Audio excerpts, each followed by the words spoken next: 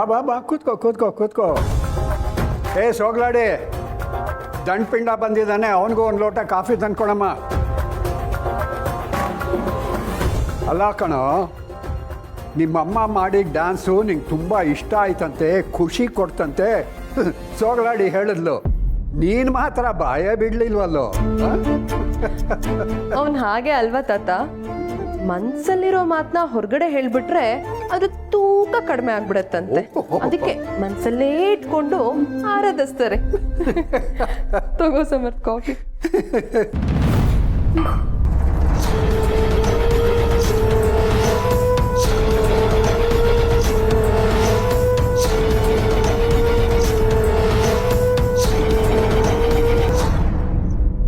ನಿಮ್ಗೆ ಯಾರಿಗಾದ್ರೂ ನಾನು ಹೇಳಿದ್ನಾ ಅವ್ರು ಮಾಡಿದ ಡ್ಯಾನ್ಸ್ ನನಗೆ ಇಷ್ಟ ಆಯಿತು ಅಂತ? ಇಲ್ಲ ತಾನೇ. ಆದರೆ ಪದೇ ಪದೇ ಅದನ್ನೇ ಮಾತಾಡಿ ನನ್ನ ಪ್ರಾಣ ತಿಂತೀರಾ? ಅಯ್ಯೋ ತಿಕ್ಕಲು, ಅದು ಯಾಕೋ ಹೀಗೆ ಹುಚ್ಚುಚ್ಚಾಗಿ ಮಾತಾಡ್ತೀಯಾ? ಇಷ್ಟ ಇಲ್ಲ ಅಂತಂದರೆ ಇಷ್ಟ ಇಲ್ಲ ಅಂತ ಸಮಾಧಾನವಾಗಿ ಹೇಳು. ಅದಕ್ಕೆ ಯಾಕೆ ಇಷ್ಟು ಕೋಪಿಸ್ಕೋತೀಯಾ? ನಾನು ಕೋಪ ಮಾಡ್ಕೊಂಡ್ರು ಅಷ್ಟೇ, ಅಳ್ತಾ ಕೂತ್ಕೊಂಡ್ರು ಅಷ್ಟೇ. ಯಾರಿಗೇನಾಗಬೇಕಾಗಿದೆ? ನಿಜ ತಾತ ನೀವು ಹೇಳಿದ್ದು, ಹುಚ್ಚಿಡ್ದಿತ್ತು ನನಗೆ. ಇಷ್ಟು ದಿನ ಮಾತಲ್ಲಿ ಹೇಳಿಲ್ಲ ಅಂತಂದ್ರು ಮನಸ್ಸಲ್ಲಿ ಯಾವುದೋ ಒಂದು ಮೂಲೆಯಲ್ಲಿ ಅಮ್ಮ ಅಲ್ವಾ ಅಂತ ಒಂದು ಸಣ್ಣ ಫೀಲ್ ಇತ್ತು. ಆದರೆ ಇವತ್ತು ಅದು ಹೊರಟೋಯ್ತು. ಅವ್ರು ನನಗೆ ಅಮ್ಮ ಅಲ್ಲ, ನಾನು ಅವ್ರಿಗೆ ಮಗ ಅಲ್ಲ.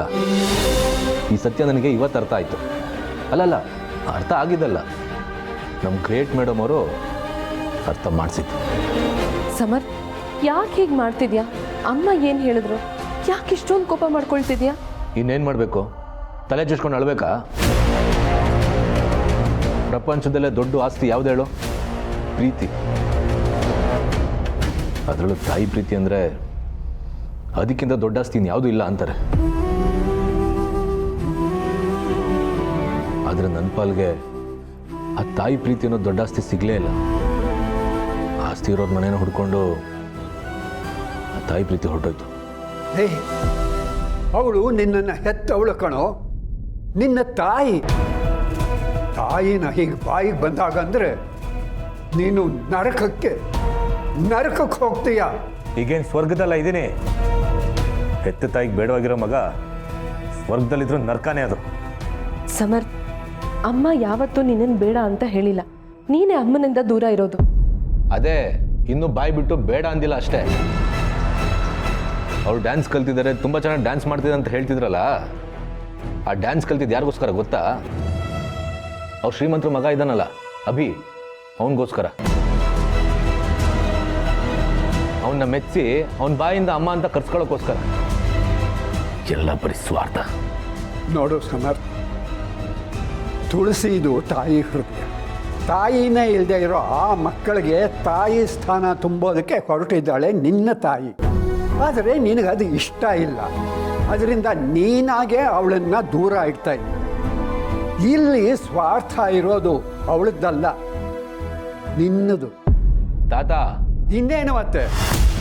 ನೋಡು, ಒಬ್ಬ ತಾಯಿ ಬೇರೆ 100 ಮಕ್ಕಳನ್ನು ಪ್ರೀತಿಸಿದ್ರು ಕೂಡ ಹೆತ್ತ ಮಕ್ಕಳನ್ನು ಕಡೆಗಾಣಿಸೋದಿಲ್ಲ.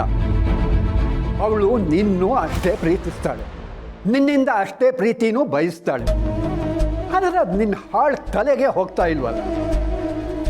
ಹೆತ್ತ ಮಗನಿಗೆ ತುತ್ತಿಟ್ರೆ ಅವಳನ್ನು ತಾಯಿ ಅಂತಾರೆ,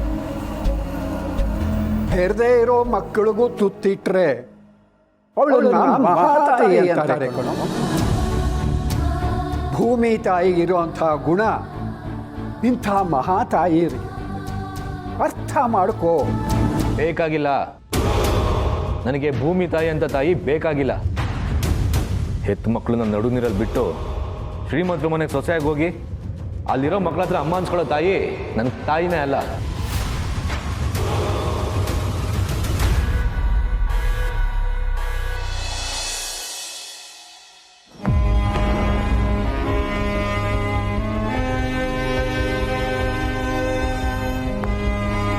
ಬಿಟ್ಟು ಹೋಗ್ತೀನಿ ಅಂತ ತೀರ್ಮಾನ ಮಾಡಿರೋರನ್ನ ಬಲವಂತವಾಗಿ ಉಳಿಸ್ಕೊಳಕ್ಕಾಗತ್ತಾ ಅಣ್ಣ? ಹಾಗೇನಾದರೂ ಉಳಿಸ್ಕೊಂಡ್ರೆ ಅವ್ನ ಮನಸ್ಸಲ್ಲಿ ಪ್ರೀತಿ ಇರುತ್ತೆ ಹೇಳು. ಬೇಡ, ಬಿಟ್ಬಿಡು. ಅವನಿಗೆ ಎಲ್ಲಿ ಬೇಕೋ ಅಲ್ಲಿ, ಹೇಗೆ ಬೇಕೋ ಹಾಗೆ ಇದ್ದು ಬಿಡಲಿ. ಅವನು ಆಡ್ತಿರೋ ಮಾತು ಕೇಳಿದ್ರೆ ಅವನು ಖಂಡಿತ ಮನೆ ಒಡಿಬೇಕು ಅಂತ ತೀರ್ಮಾನ ಮಾಡಿದ್ದಾನೆ.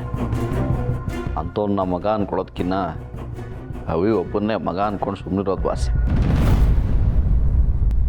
ಕೋಪದಲ್ಲಿ ಆಡೋ ಮಾತುಗಳಿಗೂ ಮನಸ್ಸಲ್ಲಿರೋ ಪ್ರೀತಿಗೂ ವ್ಯತ್ಯಾಸ ಇದೆ ಮಹೇಶ. ನೀನು ಈ ಮಾತುಗಳನ್ನು ಕೋಪದಲ್ಲಿ ಆಡ್ತಿದ್ಯಾ ಅಂತ ನನಗೆ ಗೊತ್ತು. ಆದರೆ ಒಂದು ಸರಿ ಕೂತು ಯೋಚನೆ ಮಾಡಿ, ಅವಿನ ಬಿಟ್ಕೊಡೋದಕ್ಕೆ ನಿನ್ನ ಮನಸ್ಸು ಒಪ್ತಿದೆಯಾ?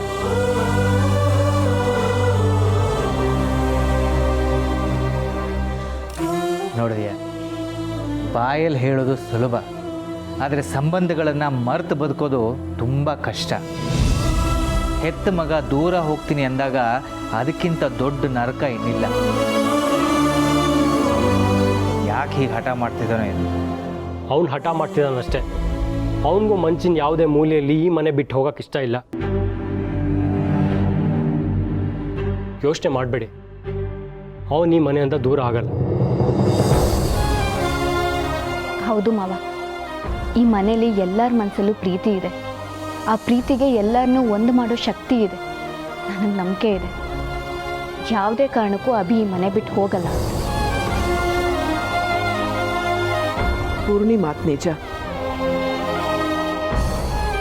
ಅವನು ಈ ಮನೆ ಬಿಟ್ಟು ಹೋಗ್ತಿಲ್ಲ, ಅವನಿಲ್ಲೇ ಇರ್ತಾನೆ. ಅವನು ಈ ಮನೇಲೇ ಉಳಿಸ್ಕೊಳ್ಳೋಕ್ಕೆ ನನ್ನ ಹತ್ರ ಒಂದು ದಾರಿ ಇದೆ. ಅದಕ್ಕೆ ಏನು ಹೇಳ್ತಿದ್ದೀರಾ? ಅಭಿನ ನೀವು ಕನ್ವಿನ್ಸ್ ಮಾಡಬೇಕು ಅಂದ್ಕೊಂಡಿದ್ದೀರಾ? ಅದನ್ನು ನಾನು ನಾಳೆ ಮಾತಾಡ್ತೀನಿ. ಆದರೆ ನನ್ನ ಮಾತು ನಂಬಿ, ಅಭಿ ಈ ಮನೆ ಬಿಟ್ಟು ಹೋಗಲ್ಲ.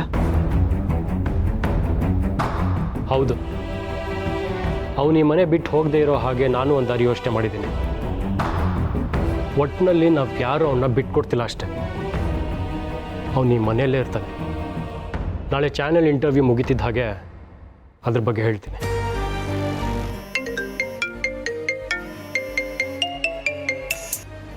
ಹಲೋ, ಹಾಂ ಹೇಳಿ ಅಣ್ಣ.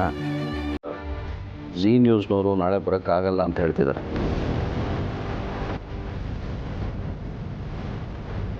ಹಲೋ,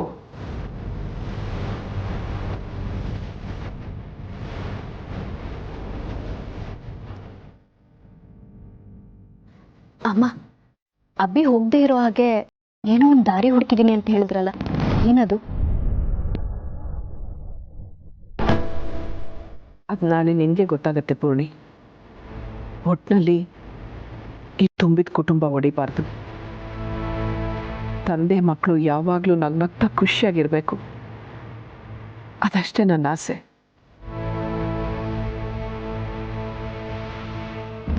ಏನದ? ಇನ್ನೊಂದ್ಸಲ ಹೇಳು. ಇನ್ನೊಂದ್ಸಲ ಅಲ್ಲ, 100 ಸಲ ಬೇಕಿದ್ರೆ ಹೇಳ್ತೀನಿ. ಇವತ್ತಿಂದ ನನ್ನ ಪಾಲ್ಗೆ ಅಮ್ಮ ಇಲ್ಲ. ಚೆನ್ನಾಗಿ ಹಾಕ್ತೀನಿ ನೋಡು. ಇನ್ನೊಂದ್ಸಲ ಇದೇ ಥರ ಮಾತಾಡಿದ್ರೆ ನಾವು ಯಾರೂ ನಿನ್ನ ಪಾಲಿಗಿರೋದಿಲ್ಲ. ತಾತ ನಿಮ್ಗವ್ರ ಮೇಲೆ ಪ್ರೀತಿ ಇರ್ಬೋದು, ಆದರೆ ನನಗಂತೂ ಎಳ್ಳಷ್ಟು ಇಲ್ಲ. ಅವರ ಮನೆಯವ್ರನ್ನ, ಮನೆ ಮಕ್ಕಳನ್ನ ಮೆಚ್ಚೋದಕ್ಕೋಸ್ಕರ ಡ್ಯಾನ್ಸ್ ಕಲಿತಾರೆ, ಡ್ರೈವಿಂಗ್ ಕಲಿತಾರೆ, ಅಷ್ಟು ಜನರ ಮುಂದೆ ಡ್ಯಾನ್ಸ್ ಮಾಡಿ ಹೊಗಳಿಸ್ಕೋತಾರೆ. ಆದರೆ ನಮಗೋಸ್ಕರ ಏನು ಮಾಡಿದ್ರು? ಇದ್ದಕ್ಕಿದ್ದಾಗೆ ಮನೆ ಬಿಟ್ಟು ಹೋಗಿ ಮದುವೆ ಆಗಿ ನಮ್ಮನ್ನು ಅನಾಥರನ್ನಾಗಿ ಮಾಡಿದ್ದಾರೆ. ಅಣ್ಣ, ಅಮ್ಮ ಈ ಮನೇಲಿ ಇಲ್ಲ ಅಂದ ತಕ್ಷಣ ಯಾಕೆ ಹಾಗೆ ಅನ್ಕೊಳ್ತೀಯ? ನೀನು ಮಾತಾಡ್ಬೇಡ, ನಿನಗಿದು ಯಾವುದು ಅರ್ಥ ಆಗಲ್ಲ. ನಾವಿಬ್ರು ಮಕ್ಕಳು ಅನ್ನೋ ಹಾಗಿದ್ದಿದ್ರೆ ನಮಗೋಸ್ಕರ ಏನಾದರೂ ಮಾಡ್ಬೋದಿತ್ತು ತಾನೇ. ಅದು ಬಿಟ್ಟು ಕಷ್ಟಪಟ್ಟು ಡ್ಯಾನ್ಸ್ ಕಲ್ತಿದ್ದು ಅವ್ರಿಗೋಸ್ಕರ ಅಂತೆ. ಬಾಯಿ ಮುಚ್ಚ. ಒಳ್ಳೆ ಚಿಕ್ಕ ಮಕ್ಕಳ ಥರ ಮಾತಾಡ್ತಿದ್ದೀಯಲ್ಲೋ. ನಿನ್ನ ತಾಯಿ ಅವ್ರಿಗೋಸ್ಕರ ಡ್ಯಾನ್ಸ್ ಕಲ್ತಿದ್ದೆ ಮಹಾ ಅಪರಾಧ ಅನ್ನೋ ಹಾಗೆ ಮಾತಾಡ್ತಾ ಇದೀಯ. ನಿಮಗೆಲ್ಲ ಏನೂ ಮಾಡೇ ಇಲ್ಲ ಅನ್ನೋ ಥರ ಮಾತಾಡ್ತಾ ಇದೀಯ. ಏನೋ ಅವಳು ಏನೂ ಮಾಡ್ದೇನೆ ನೀನು ಇಷ್ಟು ದೊಡ್ಡವನಾಗ್ಬಿಟ್ಟಿಯ. ನೀನು ಹುಟ್ಟಿದಾಗಲಿಂದ ನಿನಗೆ ಮೀಸೆ ಬರೋವರೆಗೂ ಏನು ಬಂತು? ಮೀಸೆ ಬಂದ ಮೇಲೂ ಕೂಡ ನಿನ್ನ ಶೂಗೆ ಪಾಲಿಶ್ ಹಾಕ್ತಾ ಇದ್ದವಳು ಅವಳು. ನಿನ್ನ ಕಾಲಿಗೆ ಶೂ ಹಾಕ್ತಿದ್ದವಳು ಅವಳು. ನಿನಗೆ ಊಟ ಮಾಡಿಸ್ತಾ ಇದ್ದವಳು ಅವಳು. ನೀವು ಊಟ ಮಾಡದೆ ಕೋಪಿಸ್ಕೊಂಡು ಹೋದರೆ ನಿನ್ನ ಹಿಂದೆ ಊಟದ ಡಬ್ಬಿ ಹಿಡ್ಕೊಂಡು ಓಡಿ ಬರ್ತಾ ಇದ್ದವಳು ಅವಳು ಕಣು. ಅಷ್ಟೇ ಯಾಕೆ, ನಿನಗೀಗಲೂ ನಿನ್ನ ಬಟ್ಟೆಗಳನ್ನು ಐರನ್ ಮಾಡ್ಕೊಳ್ಳೋಕೆ ಬರುತ್ತಾ ಹೇಳು? ನಿನ್ನ ಬಟ್ಟೆಗಳನ್ನು ಐರನ್ ಮಾಡಿಕೊಡ್ತಾ ಇದ್ದವಳು ಅವಳು. ಅವಳು ದಿನ ನಿನ್ನನ್ನು ಎಬ್ಬಿಸದೇ ಇದ್ದಿದ್ರೆ ನಿನ್ನ ಬೆಳಕೆ ಕಾಣ್ತಾ ಇರಲಿಲ್ಲ ಕಣೋ. ಇಷ್ಟೆಲ್ಲ ಸೇವೆ ಮಾಡ್ತಾ ಇದ್ದ ಅವಳನ್ನು ಅವಳು ಏನು ಮಾಡಿದಾಳೆ ಅಂತ ಕೇಳ್ತೀಯ? ನನ್ನ ಮಗ ಸತ್ತ ಮೇಲೆ ತನ್ನ ಮಕ್ಕಳಿಗೋಸ್ಕರ ನಿನ್ನ ತಾಯಿ ತನ್ನ ಜೀವನನೇ ಮುಡುಪಾಗಿಟ್ಲು ಕಣು.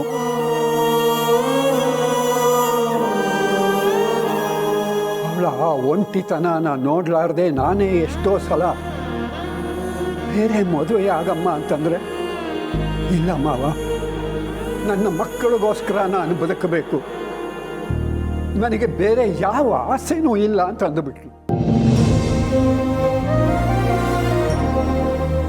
ಅವಳ ಈ ತ್ಯಾಗನ ಅರ್ಥ ಮಾಡ್ಕೊಳ್ಳದೆ ಅವಳು ಏನು ಮಾಡಿದಾಳೆ ಅಂತ ಕೇಳ್ತಾ ಇದ್ದೀಯ? ನಿನ್ನ ಸಂಧ್ಯಾನ ಒಂದು ದಡ ಮುಟ್ಸೋದಕ್ಕೆ ಪ್ರತಿ ದಿವಸ ಅವಳು ತನ್ನ ಬದುಕಿನ ಜೊತೆಯಲ್ಲಿ ಯುದ್ಧ ಮಾಡಿಕೊಂಡು ಬಂದಿದ್ದಾಳೆ ಕಣೋ. ನೀವಿಬ್ಬರು ಒಂದು ಹಂತಕ್ಕೆ ಬಂದ ಮೇಲೆ ಈಗಲಾದರೂ ಅವಳಿಗೆ ಸ್ವಲ್ಪ ಆದರೂ ನೆಮ್ಮದಿ ಸಿಗಲಿ ಅಂತ ನಾನೇ ಒತ್ತಾಯ ಮಾಡಿ ಅವಳಿಗೆ ಮದುವೆ ಮಾಡಿಸಿದ್ದು ಕಣೋ. ಅವಳಾಗೆ ಆಸೆ ಪಟ್ಟು ಮದುವೆಯಾಗಿ ಹೋಗಿದ್ದಲ್ಲ.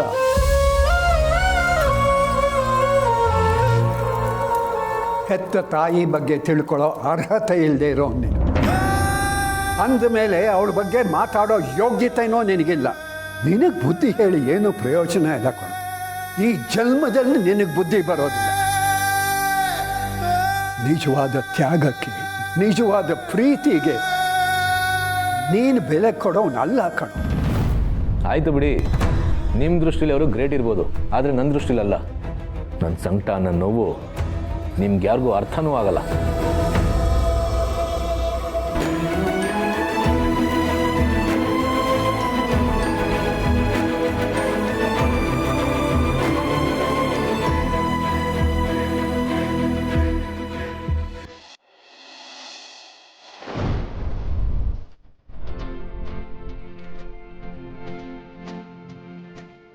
ಅಮ್ಮ ಏನು ಮಾಡ್ತಿದ್ದೀರಾ?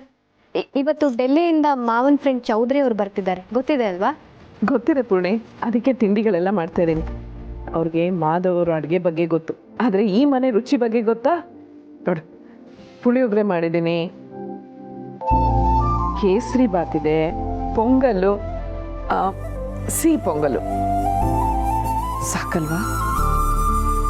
ಅದೇ ಸರಿ ಅಮ್ಮ, ಇಷ್ಟೊಂದು ಐಟಮ್ನ ಇಷ್ಟು ಬೇಗ ಇಷ್ಟು ಚೆನ್ನಾಗಿ ಹೇಗೆ ಮಾಡಿದ್ರಿ? ಇವತ್ತು ಅವ್ರು ಇದನ್ನೆಲ್ಲ ತಿಂದು ಮಾವನ ಬದಲು ನಿಮ್ಮನ್ನೇ ಗ್ರೇಟ್ ಶೆಫ್ ಅಂತಾರೆ ನೋಡ್ತೀರಿ. ಅಷ್ಟೆಲ್ಲ ಏನಿಲ್ಲ ಬಿಡು, ಮಾಧವ್ ಅವ್ರು ಮಾಡೋ ಅಡುಗೆ ಅಮೃತದಾಗಿರುತ್ತೆ. ಆದರೆ ಮಾವನಿಗೆ ನಿಮ್ಮ ಕೈ ರುಚಿನೇ ಅಮೃತ ಇದ್ದ ಹಾಗೆ. ಇಡೀ ಪ್ರಪಂಚ ಮಾವ ಮಾಡೋ ಅಡುಗೆನ ಒಪ್ಕೋಬೋದು, ಆದರೆ ಮಾವ ನೀವು ಮಾಡೋ ಅಡುಗೆನ ಖುಷಿಯಿಂದ ಇಷ್ಟಪಟ್ಟು ತಿಂತಾರೆ. ಆ ರೂಟಲ್ಲಿ ಯೋಚನೆ ಮಾಡಕ್ಕೆ ಹೋದರೆ ಮಾವನಿಗಿಂತ ನೀವೇ ಒಳ್ಳೆ ಶೆಫ್ ಅನ್ಸ್ಕೋತೀರ. ಅಂಥ ಆಸೆ ಎಲ್ಲ ನನಗಿಲ್ಲ. ಮಾಧವ್ ಅವ್ರು ಮಾಡಿರೋದು ಸಾಧನೆ, ನಾನು ಮಾಡೋದು ಹಾಗೆ ಸುಮ್ಮನೆ. ಮಾಧವ್ ಅವ್ರು ಮಾಡೋ ಅಡುಗೆನ ಇಡೀ ಪ್ರಪಂಚನೇ ಹೊಗಳತ್ತೆ, ಇಷ್ಟಪಡತ್ತೆ. ನಾನು ಮಾಡೋ ಅಡುಗೆನ ನನ್ನ ಪುಟ್ಟ ಪ್ರಪಂಚದಲ್ಲಿ ಇರೋರೆಲ್ಲ ತಿಂತಾರೆ, ಇಷ್ಟಪಡ್ತಾರೆ. ನನಗೆ ಅಷ್ಟು ಸಾಕು. ಸರಿ ಸರಿ ನಡಿ, ಅವ್ರು ಬರೋ ಹೊತ್ತಾಯ್ತು. ಅರೆ Chaudhary, Madhav, how are you? Welcome. I am fine. Please come. Please sit down. Okay. How are you? It's been so many days since I saw you. Hey, it's not days, it's been years. Madhav, though your hair is grey, you still have the childish innocence in your face. ಅಮ್ಮ, ಅವರು ಮಾವನ್ನ ಹೊಗಳ್ತಿದ್ದಾರೆ. ಇಷ್ಟು ವರ್ಷ ಆದರೂ ನೀವು ನೋಡೋಕೆ ಹಾಗೇ ಇದ್ದೀರಾ, ಮಗುವಿನ ಥರ ಅಂತ. ಚೌಧರಿ ಮತ್ತು ನಾನು ತುಂಬ ಹಿಂದೆ ಮುಂಬೈಯಲ್ಲಿ ಒಂದು ಹೋಟೆಲಲ್ಲಿ chefs ಆಗಿದ್ವಿ.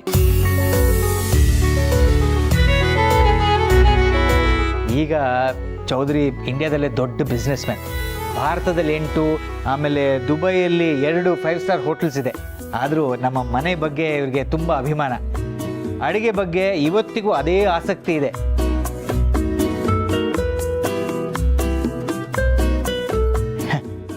Chaudhary, meet my family. Hey, Madhav, when I met you last, your kids were very small. I would like to meet them. And also, I want to meet that very special person who has come to your life. Of course, definitely.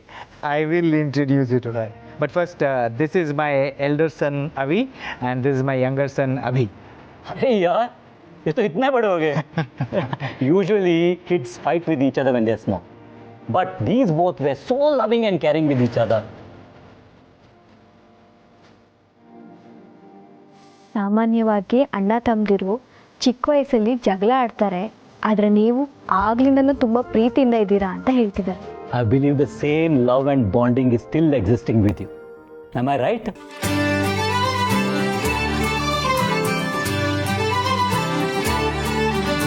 And also, your mom Sumati. She was an amazing cook and a very sweet lady. That is my daughter-in-law Purni, Avi's wife. Namaste. Abhi's wife Deepika, she's gone out. Okay. And that is... Hey, इनको कैसे भूल सकता हूँ? Mahesh and Sharvari, right? ಇಷ್ಟು ವರ್ಷ ಆದರೂ ನೆನ್ಪಿಟ್ಕೊಂಡಿದ್ದೀರಲ್ಲ. I mean you still remember us ಅಂದೆ. Hey, how can I forget this amazing family?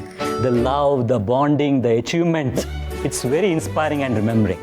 ಅದಕ್ಕೆ ನಮ್ಮ ಕುಟುಂಬದಲ್ಲಿರೋ ಪ್ರೀತಿ, ಕಾಳಜಿ, ಸಾಧನೆ ಸ್ಫೂರ್ತಿ ಆಗುವಂಥದ್ದು ಮರೆಯೋ ಅಂಥದ್ದಲ್ಲ ಅಂತ ಹೇಳ್ತಿದ್ದಾರೆ. Okay, so let me introduce you to that person who has made my life special. That is Tulsi. She's actually given a new meaning to my life.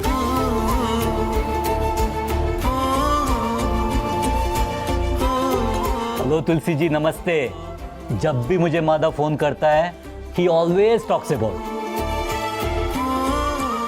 ಅವ್ರು phone ಮಾಡಿದಾಗಲೆಲ್ಲ ಮಾವ ನಿಮ್ಮ ಬಗ್ಗೆ ತುಂಬ ಹೇಳ್ತಿದ್ರಂತೆ. ಮಾಧವ್ ಅವರೇ, ಅವ್ರನ್ನ ಫ್ರೆಶ್ ಆಗಕ್ಕೆ ಹೇಳಿ. ತಿಂಡಿ ರೆಡಿ ಇದೆ, ತಿಂತ ಮಾತಾಡ್ಬೋದು. ಹೌದು. Chaudhary, why don't you freshen up? Breakfast is ready. Let's continue talking at the dining table. हाँ, मुझे भी बहुत जोर से भूख लगी है. And I love South Indian, especially Karnataka. That's great. Come.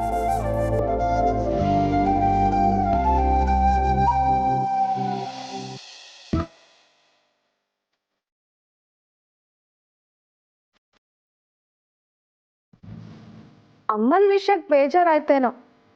ನೀನು ಎಷ್ಟು ಬೇಜಾರು ಮಾಡ್ಕೊಂಡ್ರು ಅಷ್ಟೇ, ನಾ ದಿನ ಪೂರ್ತಿ ಕಣ್ಣೀರು ಹಾಕಿದ್ರು ಅಷ್ಟೇ, ಅಮ್ಮನಿಗೆ ಯಾವುದು ತಾಗಲ್ಲ.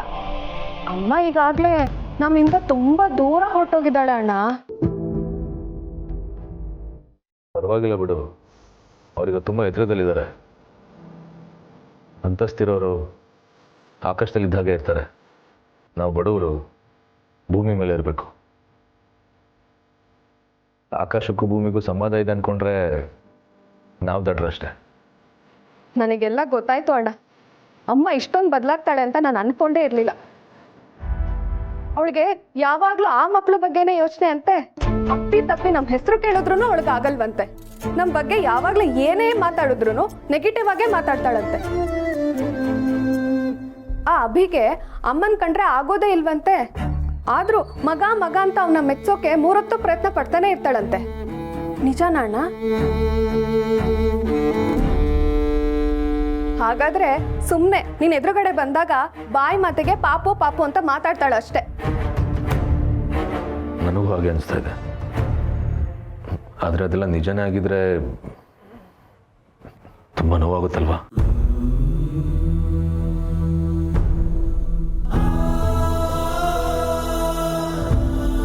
ಬಿಡೋಣ, ಅವಳಿಗೆ ಬೇಡ ಅಂದಮೇಲೆ ನಮ್ಗೆ ಯಾಕೆ ಬೇಕು? ನಮಗೆ ಅಮ್ಮ ಇದ್ರು ಇಲ್ಲದೆ ಇರೋ ತಬ್ಲಿಗಳು. ಆದರೆ ಅವಿಗೆ ಅಮ್ಮ ಇಲ್ಲದೆ ಇದ್ರು ಅಮ್ಮನ ಪ್ರೀತಿ ಸಿಗ್ತಾ ಇರೋ ಅದೃಷ್ಟವಂತರು. ನಾವಿನ್ಮೇಲೆ ಅವಳ ಬಗ್ಗೆ ಯೋಚನೆ ಮಾಡೋದೇ ಬೇಡ. ಯೋಚನೆ ಮಾಡಿದಷ್ಟು ನಮ್ಮ ಮನಸ್ಸಿಗೆ ನೋವಾಗುತ್ತೆ ಹೊರತು ಅವಳಂತೂ ನಮ್ಮ ಹತ್ರ ಬರಲ್ಲ. ಹತ್ರ ಬರೋಕ್ಕೆ ಮನೆಯವ್ರು ಯಾರೂ ಬಿಡೋದೂ ಇಲ್ಲ. ಅಮ್ಮನ ಗಮನ ಈಗ ಮನೆ ಮೇಲೆ, ಆ ಮನೆಯವ್ರ ಮೇಲಿದೆ. ಎಲ್ಲ ಸೇರಿಕೊಂಡು ನಮ್ಮ ಅಮ್ಮನ ನಮ್ಮಿಂದ ದೂರ ಮಾಡಿಬಿಟ್ರು. ನಮ್ಮ ಅಮ್ಮನ ಕಿತ್ಕೊಂಡ್ಬಿಟ್ರು.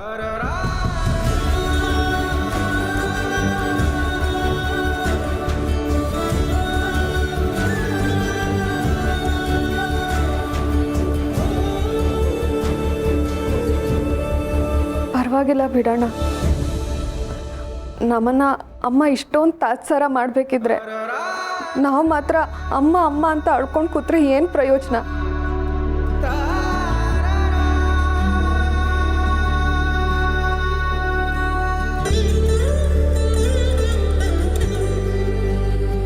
ಆದರೂ ಅಮ್ಮ ಹೀಗೆ ಮಾಡಬಾರ್ದಿತ್ತು.